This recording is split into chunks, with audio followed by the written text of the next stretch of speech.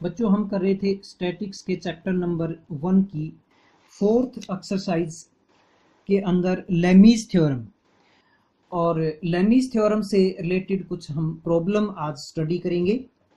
Come to first example number 1। पहले statement एक बार मैं रीड करवाता हूँ। 3 coplanar forces acting on a particle are in equilibrium. भाई इक्विलिब्रियम में है तभी तो लेमी थ्योरम अप्लाई होगी, इसलिए इक्विलिब्रियम में गिवन है। The angle between the first and the second is 60। इनके बीच के एंगल आपको दे रखे हैं। ये अपने पास 3 फोर्सेस हैं। सपोज एक पी फोर्स है और एक हमारे पास ये क्यू फोर्स है और एक फोर्स है कोई आर फोर्स है, और इनके बीच के एंगल गिवन है। The angle between first and the second is 60 degree. ये फर्स्ट और ये सेकंड, इनके बीच का angle 60। And that between the second and the third is 150। ये एंगल 150 डिग्री। और एक और लास्ट वाला एंगल आप अपने आप निकाल सकते हो। 360 में से इनका टोटल घटाओगे तो ये कितना बचेगा, 150 डिग्री। तो बच्चों इतना एंगल आपको गिवन है। Find the ratio of the magnitude of the forces, मतलब P, Q और R, ये इन तीनों की रेशियो आपको फाइंड आउट करनी है। यानी कि P बटे इक्वल टू Q बटे इक्वल टू R बटे, ये आपको निकालना है क्या आएगा। बच्चों डायरेक्ट लेमी थ्योरम अप्लाई हो रही है, बिल्कुल इजी प्रॉब्लम है। और देखिए ये भी यूनिवर्सिटी में आई हुई है। तो लेमी थ्योरम से रिलेटेड प्रॉब्लम्स कुछ ज़्यादा इम्पोर्टेंट हैं कंपैरेटिव टू प्रीवियस प्रॉब्लम्स जो अभी तक हमने चैप्टर पढ़े हैं, टॉपिक पढ़े हैं। तो उन टॉपिक्स से सबसे ज़्यादा इम्पोर्टेंट प्रॉब्लम्स यहाँ हैं। तो लेमी थ्योरम अप्लाई करो। P बटे साइन ऑफ अपोजिट एंगल का साइन ऑफ 150। Q बटे Q के सामने का एंगल, उसका साइन ले लो 150, इक्वल टू R बटे R के सामने का एंगल साइन 60। तो बच्चों इनकी वैल्यूज रख लो सिंपली। साइन ऑफ 150 कितना होगा, साइन ऑफ 90 प्लस 60 लिख लो इसको। साइन 90 प्लस 60 मतलब कोस ऑफ 60 यानी कि 1/2। नेक्स्ट ऐसे ही साइन 150, यहाँ भी साइन 60 की भी वैल्यू रख दो। तो अपने पास क्या आया, P by 1/2 equal to Q by 1/2 equal to R by 1/2, यानी कि P by 1 equal to Q by 1 equal to R by 1। Means तीनों फोर्सेस जो है एक दूसरे के ये साइन 60 रखो। साइन 60 की वैल्यू कितनी होती है, √3/2 होती है, तो ये √3। ठीक है, तो बच्चों ये अपना आंसर आ गया, यही हम निकालना चाहते थे। हम एक प्रॉब्लम और देखते हैं, एक और प्रॉब्लम देखते हैं। बच्चों मैं उन्हीं प्रॉब्लम्स पर ज़्यादा फोकस कर रहा हूँ जो यूनिवर्सिटी में आई हुई है।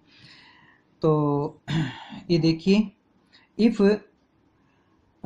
there 3 forces P, Q, R acting at a point O are in equilibrium and the angle between P and Q is double the angle between P and R। तो P, Q, R के बीच का ये relation हमें find out करना है। Given क्या है, हमारे पास 3 फोर्सेस हैं। This is example number 3। There are 3 forces। पहली फोर्स सपोज P फोर्स है, एक फोर्स हमारे पास सपोज Q है, और तीसरी फोर्स जो भी है वो मान लो R फोर्स है। तो गिवन है कि दिस इज, मैं एक बार फिर पढ़ रहा हूं इसको, angle between P and Q, P और Q के बीच का जो एंगल है, this is double the angle between P and R। तो इस एंगल का ये डबल है। तो अगर ये एंगल अल्फा है तो ये 2 अल्फा है। तो बच्चों तीसरा एंगल तो अपने आप निकल जाएगा। क्या होगा ये 360 माइनस 3 अल्फा, 2 अल्फा और अल्फा 3 अल्फा हटा दिया। अब लेमी थ्योरम अप्लाई कर सकते हैं, अपने को निकालना है पी क्यू आर का रिलेशन, तो लेमी थ्योरम अप्लाई करते हैं इसके ऊपर। P force divided by sine of this, sine of 360 minus 3 alpha equal to Q force बटे Q by sine of alpha equal to R divided by sine of 2 alpha. अगर मैं sine 360 minus 3 alpha को solve करूं तो क्या आएगा, P बटे sine 3 alpha, sine 360 minus theta sine theta ही होता है, और साइन ऑफ ये होता है formula, sine of 360 minus theta क्या होता है, minus sine theta. Fourth quadrant में साइन नेगेटिव होता है बच्चों, इसलिए यहां पर मैं माइनस लिखूंगा, equal to Q divided by sine alpha equal to R divided by sine 2 alpha. Okay, 1 minute के लिए हम साइन 2 अल्फा साइन 3 अल्फा इन पे फार्मूला लगा लेते हैं। तो P बटे साइन 3 अल्फा का फार्मूला खोल दिया, minus as it is 3 sine alpha minus 4 sine cube alpha equal to Q by sine alpha equal to R by sine 2 alpha का भी फार्मूला ये मैंने लिखा 2 sine alpha into cos alpha.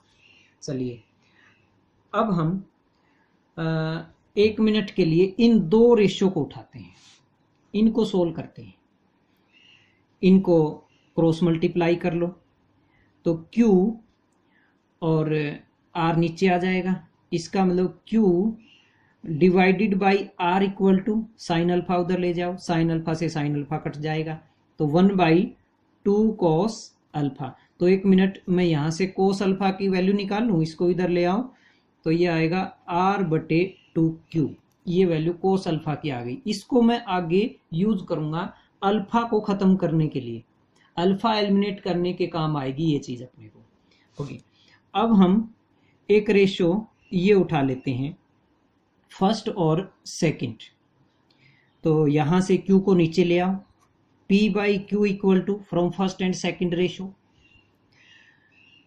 तो यहां से बच्चों साइन अल्फा बार ले लो, साथ के साथ इसको ऊपर भी ले जाओ तो minus of sine alpha into अंदर क्या बचा 3 minus 4 sine square alpha divided by sine alpha, और साइन अल्फा से साइन अल्फा कैंसिल करो और इसको साइन स्क्वायर को किस में बदल लो, कोस स्क्वायर में बदल लो, तो 3 minus 4 into 1 minus cos square alpha. So this is 3 minus 4 means -1। ध्यान रहे एक माइनस बाहर भी पड़ी है, ये माइनस जो है एक बाहर है ये, तो 3 माइनस 4 -1 और माइनस बाहर है तो +1 और minus minus minus and this is minus of 4 cos square alpha, तो 1 minus 4 into cos square alpha की वैल्यू बच्चों यहाँ से आ जाएगी R divided by this is R square बटे 4Q स्क्वायर, कोस अल्फा की वैल्यू रखी, 4 से 4 कट जाएगा, so this is Q square minus R square by Q square and this is P by Q। Q से Q काट दो तो अपने पास रिजल्ट क्या आया, this is P equal to Q square minus R square. अच्छा, यहाँ पर जो एलसीएम लिया था ना ये Q स्क्वायर था, तो इसमें ये Q बचेगा एक, यहाँ पर इस तरफ आएगा P इंटू Q, और अब इसको सिस्टमेटिक आप लिख सकते हो जो जिस फॉर्म में शो करना है, R स्क्वायर इक्वल टू इसको इधर ले आओ, Q बाहर आ जाएगा and this is Q minus P, यही हम प्रूव करना चाहते थे। तो ये थी बच्चों लेमीज थ्योरम से रिलेटेड एक और प्रॉब्लम। नेक्स्ट एक और हम एग्जांपल नंबर 4 करते हैं। AB and AC are two strings 9 meter and 12 meter long। AB और AC, A से B और A से C, attached to pages B and C at a horizontal distance 15 meter apart, find the tension in the string when the wait of 10 kg is suspended from A. Statement की help से हम समझने की कोशिश करेंगे बच्चों इसको। अभी फिगर को नहीं देखिए। AB and AC are two strings 9 meter and 12 meter long attached to pages B and C। मतलब AB और AC दो रस्सियां हैं, तो इसका मतलब दोनों में A पॉइंट कॉमन है। जैसे मान लो एक रस्सी मेरे पास ये है, ठीक है, और एक रस्सी ये है, ये वैसे लूज रस्सी मैंने दिखाई है। तो एक तो AB है और एक AC है, मतलब दोनों का A पॉइंट कॉमन है। टू स्ट्रिंग, एक की लेंथ कितनी है 9 मीटर और एक की लेंथ है 12 मीटर, और इनको दो पेजेस के साथ B एंड C के साथ टाई अप किया हुआ है। मतलब B और C पे जैसे दो खूंटियां गड़ी हुई हैं B और C के ऊपर, और उनके साथ इस रस्सी को बांध दिया है, ठीक है। तो जब आप इस रस्सी को B और C पे बांधोगे तो ये यूं लटक जाएगी। 1 मिनट के लिए मैं सिंपल लूज रस्सी को बांध देता हूं, और ये A पॉइंट है कहीं। अब हमने क्या किया,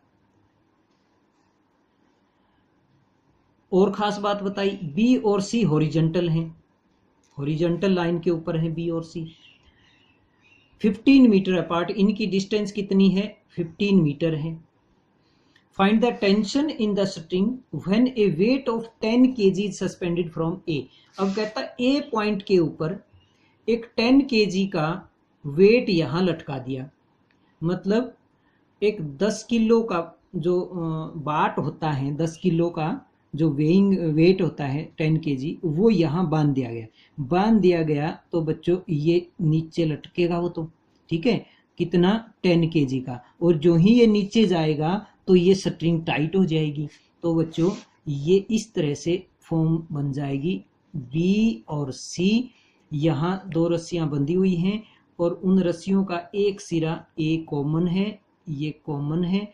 एक की लेंथ कितनी है 9 मीटर है, ये थोड़ी बड़ी है 12 मीटर है, और यहाँ पर आपने वेट को बांध दिया है, तो ऑटोमेटिकली वो वेट किस तरफ जाएगा, नीचे की तरफ ही जाएगा। कितना है 10 kg, ठीक है। तो अब बच्चों जो ही ये नीचे जाएगा तो ये रस्सियां टाइट हो जाएंगी। टाइट होंगी का मतलब इनमें टेंशन क्रिएट हो जाएगा, राइट। तो दोनों रस्सियों के अंदर टेंशन कितना है वो आपको निकालना है। एक फोर्स आपको मिल गई है 10 kg, और इधर की फोर्स सपोज ये टेंशन है T1 और T2। तो आपको क्या करना है, इस एग्जाम्पल नंबर 4 के अंदर T1 की वैल्यू निकालनी है, और ऐसे ही T2 की वैल्यू फाइंड आउट करनी है। चलिए देखते हैं कैसे होगा। एक्चुअल हम इसके ऊपर लेमीज थ्योरम लगाना चाहेंगे, वो देखते हैं कैसे फिट होगी। बच्चों आपके सामने ये एक ABC ट्रायंगल बनी हुई है, A, B और C, और इसकी लेंथ, तीनों साइड्स की लेंथ आपके पास है। ये बहुत ही इंटरेस्टिंग थिंग है, यहाँ पर ये 15, 9 और 12 आपको जैसे गिवन है।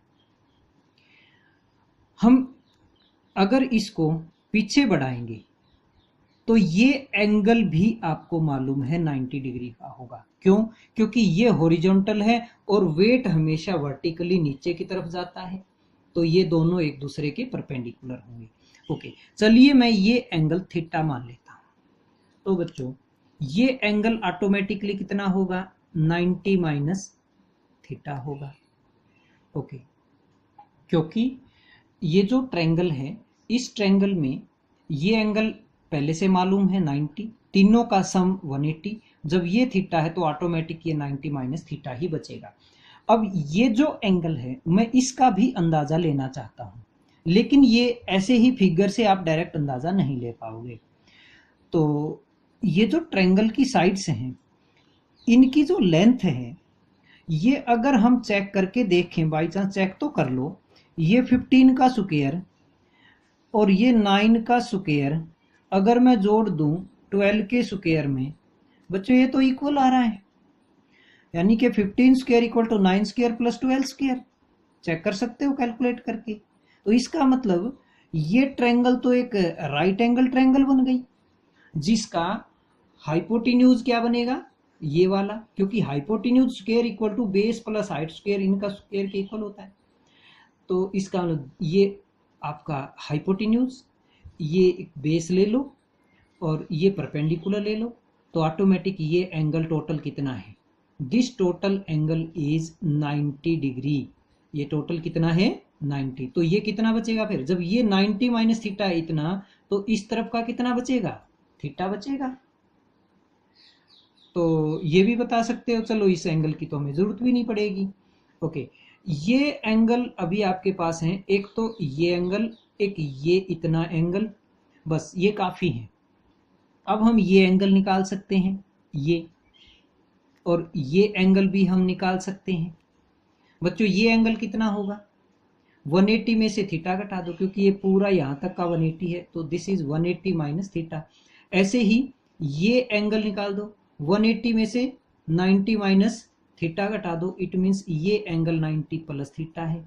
और इधर का पूरा कितना है, थीटा तो ये, और 90 माइनस थीटा ये, तो 90 डिग्री है। सॉरी, पहले भी मालूम है, पहले से ही पता है अपने को, ये 90 डिग्री का है। तो तीनों एंगल आपके पास हैं, इसके सामने का एंगल, इसके सामने का पूरा एंगल, और इसके सामने का पूरा एंगल।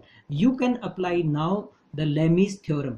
तो क्या कहती है लेमीज थ्योरम, T1 फोर्स बटे sine of angle 180 minus theta equal to T2 force बटे sine of 90 plus theta, sine of 90 plus theta. और ऐसे ही 10 force divided by sine of, इसके सामने एंगल कितना 90 डिग्री। तो बच्चों इसको सोल्व कर दो।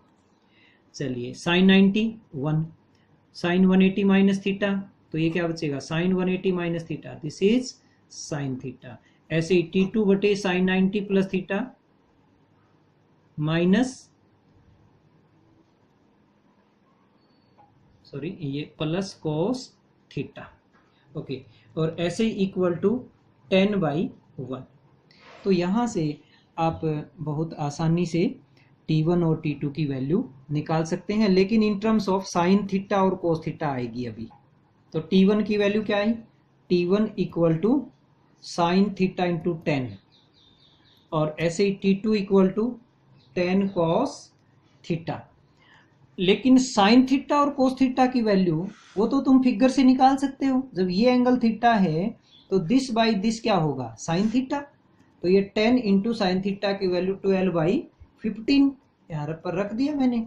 तो ये मेरे पास T1 की वैल्यू आ जाएगी 8 kg। और ऐसे ही T2 10 इंटू कोस थीटा रखो, दिस बाई दिस मीन्स 9/15।